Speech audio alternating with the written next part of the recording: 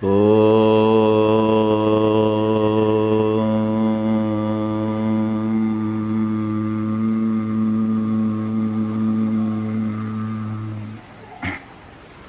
विषय चल रहा है त्रैतवाद सिद्धांत, जीव, ईश्वर और मूल रूप में सत्व तम में विभक्त प्रकृति। ये तीनों सत्ताएं अनादि हैं। इन तीनों सत्ताओं में हम जिस विषय पर चर्चा कर रहे हैं वह विषय है जीवात्मा। जीवात्मा अजर, अमर और अविनाशी तत्व है। आत्मा को अग्नि जला नहीं सकता, पवन सुखा नहीं सकता और जल आत्मा को गीला नहीं कर सकता। आत्मा स्वयं चेतन सत्ता है और अपने स्वरूप अर्थात गुणों से है। जीवात्मा के 6 गुण हैं। इच्छा, द्वेष, जिनको हम प्रीति और अप्रीति नाम से महर्षि दयानंद सरस्वती जी ने जो अर्थ दिए हैं। प्रयत्न, ज्ञान, सुख और दुख। जहाँ इस प्रकार के ये 6 गुण मिलते हैं वहाँ आत्मा का होना होता है। और जो भी प्रकृति रूपी शरीर परमात्मा की कृपा से आत्मा को मिला हुआ है, सूक्ष्म शरीर भी और स्थूल शरीर भी। सूक्ष्म शरीर प्रकृति के सूक्ष्म भूतों के अंशों से बना होता है और स्थूल शरीर उसी प्रकृति के 5 महाभूतों से बना होता है। सूक्ष्म भूतों से बना हुआ जो शरीर है उसके कारण से यह स्थूल शरीर कार्य करने लगता है और सूक्ष्म शरीर में स्थूल शरीर के द्वारा जो भी साधन विद्यमान होते हैं उनसे किए हुए कर्मों के संस्कार बनते हैं। मनुष्य के आत्मा का विषय चल रहा है। हम सभी मनुष्य हैं। मनुष्य का अर्थ होता है मनन पूर्वक कार्य करना। अब हम जीवात्मा के विषय को आगे बढ़ाते हैं कि जीवात्मा का प्रयोजन आनंद को प्राप्त होना होता है।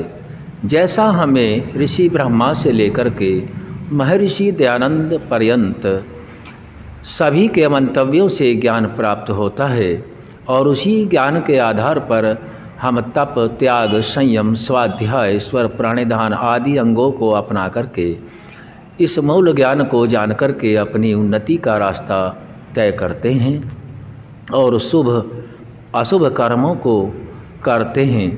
चाहे वह ज्ञानपूर्वक किया जाए, चाहे वह कर्म अज्ञानतापूर्वक किया जाए, फल सभी का मिलता है।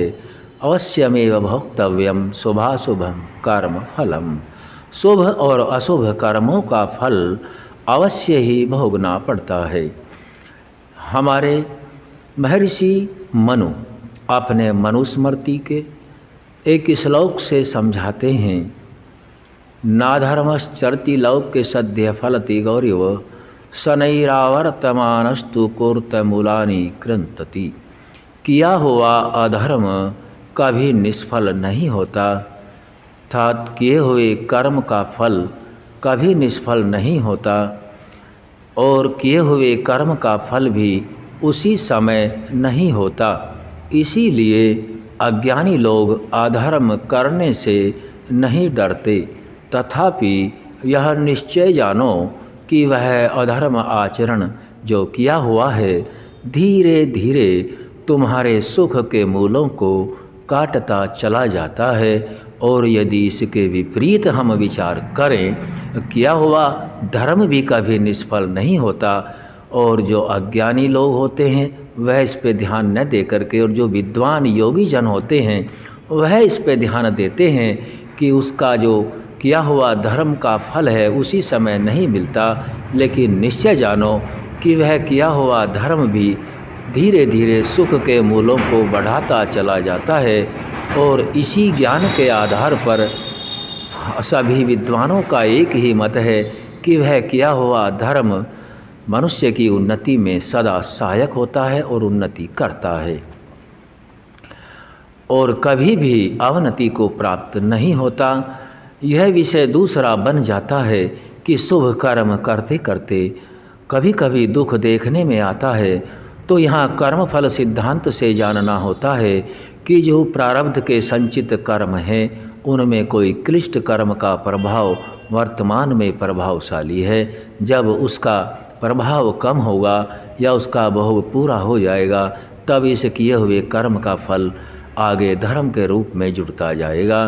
तो हम सभी आत्माओं को पवित्र, परम और पूजनीय जो परम पिता परमात्मा है, उसी की वाणी वेद के अनुसार ऋषियों ने जो ज्ञान दिया है, ऋषि कहते हैं जो साक्षात्कार करते हैं, जो प्रत्यक्ष देखते हैं, जो आमने सामने होता है, जो निर्भ्रांत सत्य होता है, जो इस लोकेशणा, पुत्रेषणा, वित्तेषणा आदि सभी विषयों से परे होकर के परम पद को प्राप्त करके परमात्मा के शुद्ध चेतन स्वरूप को जान करके प्राणी मात्र के कल्याण के लिए जिन ग्रंथों की रचना करते हैं, उन्हीं ग्रंथों के आधार पर हम आध्यात्मिक और भौतिक दोनों उन्नतियों को एक साथ साथ ही प्राप्त होते रहते हैं।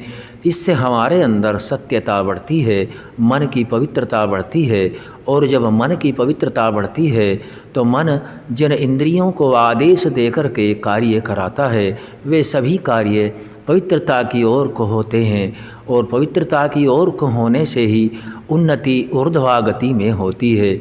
उसके संस्कार भी सत्व ही बनते हैं और क्लिष्ट और निकृष्ट कर्म नहीं बन पाते हैं। इससे मन आत्मा के साथ एक महत्वपूर्ण कड़ी होती है, क्योंकि मन भी जब हम विचार करके देखते हैं, मन, बुद्धि, ये ज्ञानेंद्रियाँ, कर्मेंद्रियाँ सभी तो प्रकृति के तीनों गुणों में जो विभक्त सत्व रज तम से होकर के प्रकृति बनता है, उसी प्रकृति का बना हुआ मन है। तीनों गुण विद्यमान है, लेकिन ज्ञान, बल, विवेक और योग के साधनों को अपना करके मनुष्य उस तपोबल से, स्वाध्याय से, ईश्वर प्राणिधान से, तप से, अहिंसा आदि सभी वैर भाव को त्याग करके ही अपने अंदर संयम प्राप्त करके, संयम का अर्थ शास्त्रों की भाषा में दिया गया है धारणा, ध्यान और समाधि। इसका नाम शास्त्रों में संयम है। लौकिक भाषा में संयम का अर्थ अन्य ही है। तो हम इस संयम को अपना करके सत्य को अपना लेते हैं और हम सभी आत्माएं उन्नतियों को प्राप्त होते रहते हैं।